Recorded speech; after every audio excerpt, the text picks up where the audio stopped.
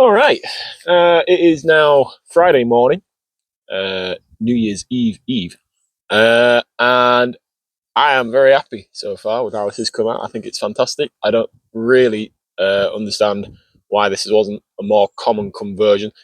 People have addressed safety concerns, but I can't see how I could have done this in a much safer manner. I've staggered my cuts, stepped them, so it's all. If you did it in like one lump, one straight cut straight down, then that would severely weaken the chassis. But I've staggered my cuts. It's all predominantly all past our suspension mounts on the rear. It's just that roof cut that's not.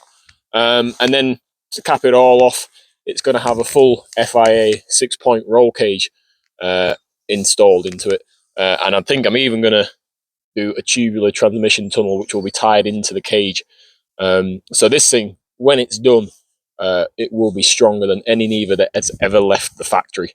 And then somebody else commented and said, you haven't really gained a right lot. Now I do trialing. I will also be doing a bit of rallying and potentially some winch challenging with this.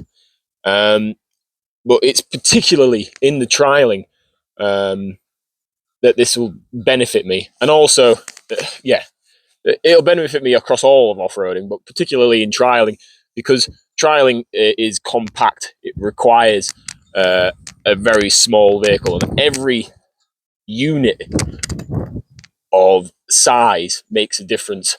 So 150 millimeters chopped off the back is an advantage, and that's the world of trialing. Every advantage you can get is an advantage, and you need to get those advantages wherever you can. So 150 millimeters chopped off the back is 150 millimeters, and sometimes you'll be dropping off edges, and this will collide with the drop. So if you can move that 150 millimeters in, the chances of it colliding is obviously vastly reduced. So they're my reasons. But like I say, the staggered cuts is a big thing. And also, I will be welding it, and I'm TIG welding it as well. And I'm a very confident welder. I've got absolutely no issues with welding. It's what I'll teach the bloody subject now. So yeah, I'll be welding it. I've got no concerns about the structural strength of this. Like I say though, I am also putting a full cage in it. So, and I would definitely say if you are going to do this, make sure you put a cage in it, because it's safety. Safety first. So today's job is just to neaten all these cuts up. Then we'll get the wire wheel, clean all the paint off, ready for welding. I'll run you through how I'd normally do that. Unfortunately, I don't have the equipment that I would normally use to do that. And we're also going to address this back corner. I did the usual of anybody who's ever had any kind of car project in the past. Last night I was up thinking about how I'm going to do this back quarter and make it look right. And I've come to the conclusion that my best option is to actually cut this at an angle. So measure 150 millimeters in from the bottom. I might do 140 first, because obviously, like I said in a previous video, with this angle changing, our actual unit of measurement will change as well. So I might do 140 millimeters, and then I can always take a bit more off. It's easy to take more off metal than add it on. So I'll do 140 here and 150 here, and then I'll actually mark those at an angle. So this will go from here to 140 millimeters, and then I'll measure 150 millimeters on the actual car in and mark it down to our bottom corner. And we'll see how that goes. If there's going to be an area where I'm going to have to do a bit of work blending in, filling any gaps or anything, it's going to be this back corner, because of those two separate profiles. But we'll see how well it goes. So let's strip it back off, give it all a good clean up, mark this out, cut it out. I'm hoping this video will be a lot shorter today. Right, so we've got our tail end off again. I've got my combination square set to 150, and I'm going to put it against this back edge and just mark a line here, and then get a straight edge and match our mark up to our bottom corner, like so. And that's our cut line. And then we go to the actual tail section and mark that out. Now, this time, on this panel, because this top edge, if you look at a Niva, it's relatively straight. It doesn't have a convex profile. The bottom on a Niva starts to sweep in very sharply. So that's why on the bottom, I'm going to mark 140 millimeters rather than 150, because that will actually have to come out a lot more. So it'll change our overall length. Right, and then we get to the tail end again. I've got my combination square set at 140 this time, like I say, just to allow for the fact that that is going to have to open out.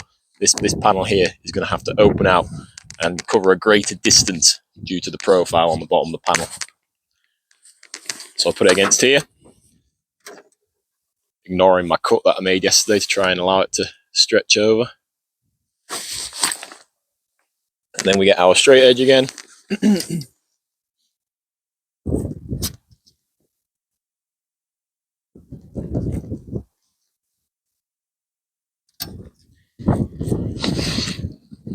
We mark our cut. That's our cuts. Annoyingly, I got a bit carried away yesterday with that cut, but we can weld that up. That's no big deal. So we just cut along there, cut off the car, and then test fit it again. Got to mark these out on the other side of the car now, and then we'll do that.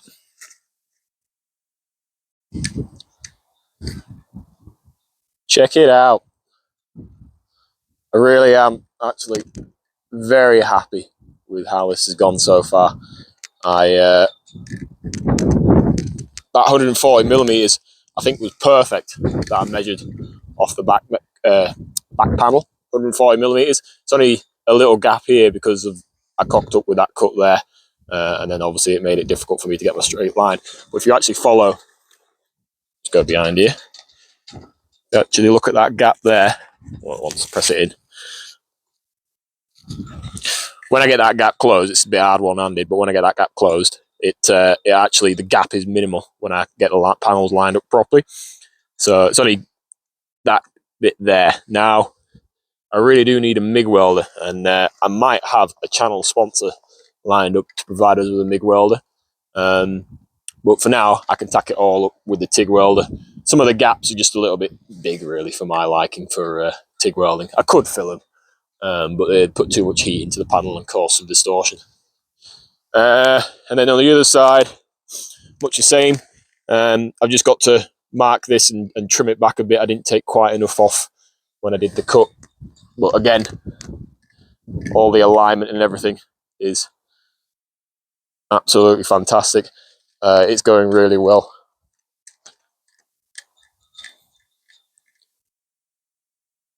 Like I say, I think once it's done, if you didn't know, you wouldn't know, basically. You know, if you'd never seen a Niva, you'd look at it and you wouldn't have a clue that it had been bobtailed. Right, I'll crack on. Now what I'm going to do is I'm just going to take it all off. I'll make that tweak to the cut on the other side, take it all off, and then clean all the paint back, ready for welding it up. All right, so we've got the roof back off. I've done my trimmings on the other side. Got a plenishing hammer on this just to straighten it out a little bit before I weld it back on. It's easy to do it now, to as much as I can before I put the roof back on and everything, and I can't get anything behind to flatten it all out. So I've plenished that back out to a certain extent. What I'll do is when we spot weld it all back on, it'll flatten out anyway, so I'm not too fussed about that. Next stage is to strip the paint off and deburr it all ready for welding. Now what I'd normally use is a polycarbide disc, and if I can find a picture of one online, I shall get one. And polycarbide discs are great for this sort of job because what they do is they strip the paint off, but they don't take any of the metal off. It's literally just the paint, and they're fantastic. Normally I'd use them, but I don't have any at the moment, and I'm not travelling bloody 20 minutes to the nearest place that I can get them from, 20 minutes back. So what I'm going to use is a wire wheel. This is a knotted wire wheel in this case, and that'll strip all our burrs off and our paint, It's just not as efficient as a polycarbide disc. I wouldn't use a flat disc. A lot of people would use a flat disc. I personally wouldn't, unless it's the only thing you've got, because you do thin that material. As much as you might try not to, you will always end up thinning the material to a certain extent. So literally all I'm going to do is fit this to my grinder and grind all the paint off.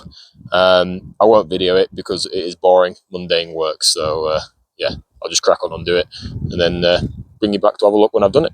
All right. So yesterday it was windy and wet and cold, but what I did is I did get it all tacked together. Just got a few more tacks to do on the roof skin, but it was getting dark and the wind wouldn't give up, which when you're TIG welding, any kind of draft is a pain in the rear end. So I was getting a little bit annoyed with the conditions I'm having to work in. Looking forward to getting a workshop sorted. But it's all TIG welded together predominantly now. Like I say, just a couple of spots where it's on the roof skin.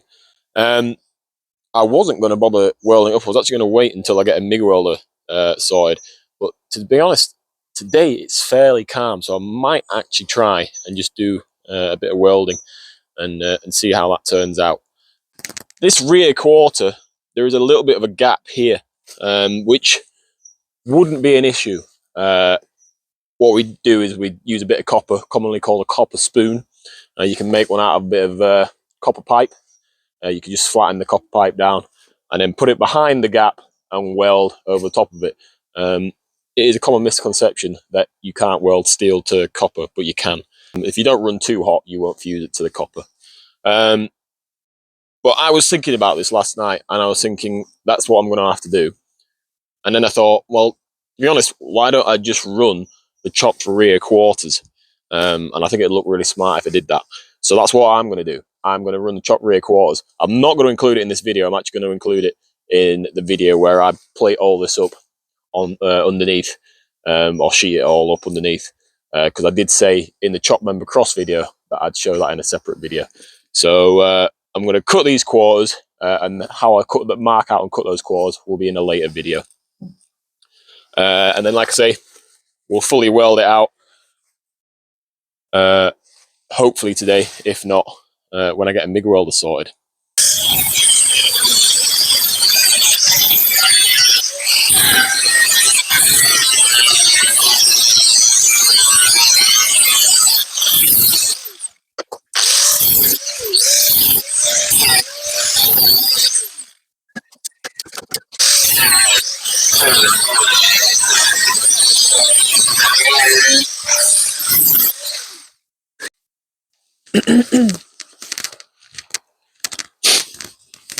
So we've got our rear quarters chopped, which means that I am now ready to do what I like to call the British wind dance, which is where I take the welder out of the workshop to do some welding, and I can guarantee you it will start blowing a gale.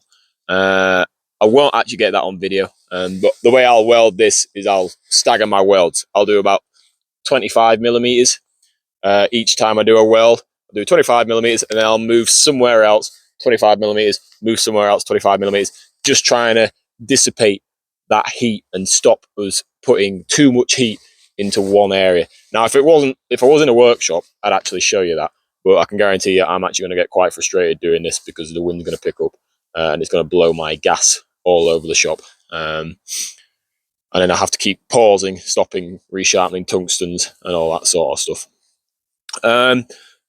But before I do that, I want to show you an error I made in measuring for the bobtail. I did actually pick up on this in the previous video to this and made a note in text on the video saying that I found a better datum to measure from. So I'll just do that. I'll show you that, and then I'll crack on with welding this out. So I'll try getting this at an angle that you can all see. This is the rear of the car. This is the rear cross member right here. And this is where we made our cut to do our bobtail. And in the previous episode, what I said was to measure the 150 millimeters from the arch tub. so from this point here, and measure backwards. And that was because I didn't do enough investigating before I did my marking out. What I should have done is climbed under the car, because I didn't realize just how early this box section sweeps around here. So because I measured the 150 millimeters from the tub, the wheel arch tub backwards, we've actually had to cut, and we now have a gap here, which isn't a big deal for me, because I'm actually going to put a reinforced point here for recovery. But what you can do to counteract that, to stop that from happening, is actually measure your 150 millimeters from your cross member forwards. And then I think that sweeping motion will match up nicely with the bulkhead, and it'll do a much better job. So just bear that in mind if you are going to do a bobtail, is to just measure your 150 millimeters from the rear cross member forward, rather than from the wheel arch tub backwards. All right, there we have it. I think that looks absolutely spot on. We've got some good fitments all the way across. As you can see, the tacks with the wind have just been an absolute nightmare. So I'm just going to wait until I get a MIG welder sorted. TIG is particularly fussy about gas coverage, so I'm just going to MIG weld it. There is a high spot on the roof. I don't know if I can get it on the camera angle. Yeah, you go. So just there, you can see that there's a bulge. I tried to take it out with a TIG torch. Didn't seem to make much difference. Normally what I'd use is oxyacetylene or oxypropane, and I'd heat that area up, and then when it contracts, it would shrink down and level out. But I'm actually going to invest in something called a metal shrinking disc, which is, it goes on your grinder and you flatten it out in the middle.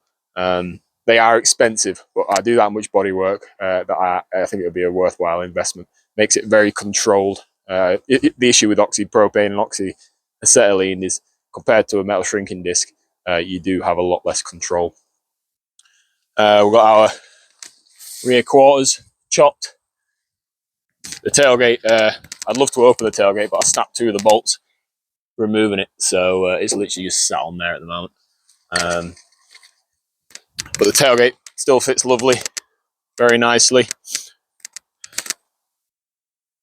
That's that side. I'm genuinely, I can't believe how well it's gone. I think it's a really good conversion.